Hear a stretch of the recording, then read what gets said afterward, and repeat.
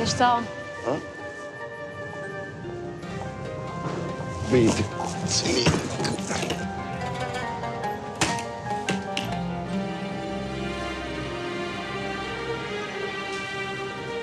عمر يا عم محمود.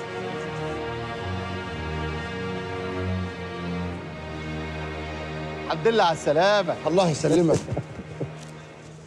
ازيك يا عم محمود؟ ازيك يا عمر؟ ولا نرفع التكليف واقول لك يا حوده زي ما ابويا الله يرحمه كان بيندهلك. كل اللي تقوله زي الفل يا غالي يا ابن الغالي. ايه ده؟ انت جايب شنطة واحدة، فين باقي الشنط؟ بيوضبوها ويبعتوها من مصر. هي شنطه واحده يا عم محمود. البركه فيك بقى، تخليني املاها فلوس وانا راجع. ما كانش حد غالب. تعالى تعالى يا عم. واخبار خديجه وفرينا ايه؟ برينا مستنيك على الغدا في البيت. بيت وغدا؟ ده كتير والله. ما يكترش عليك يا عمر. العربية هناك اهي.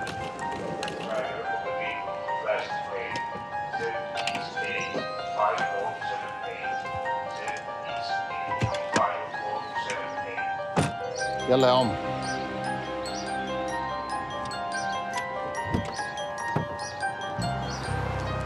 ها، ايه الاخبار؟ اخبار ايه؟ سالم، انا ما عنديش اخبار.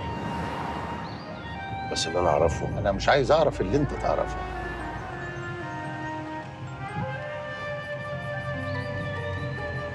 طب على الاقل قول لي رايك في سالم. انا ما عنديش رأي برضو.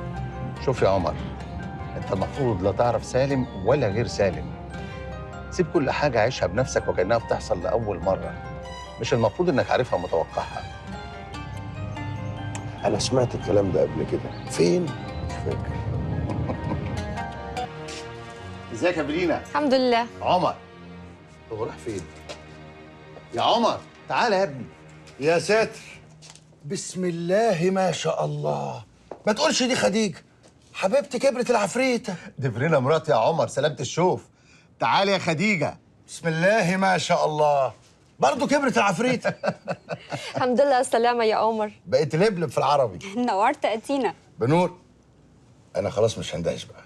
انا شامم ريحه ملوخيه. برينا أصرت تعمل لك أكل مصري مسبك. مسبك على اساس الاكل المصري ده هيوحشني.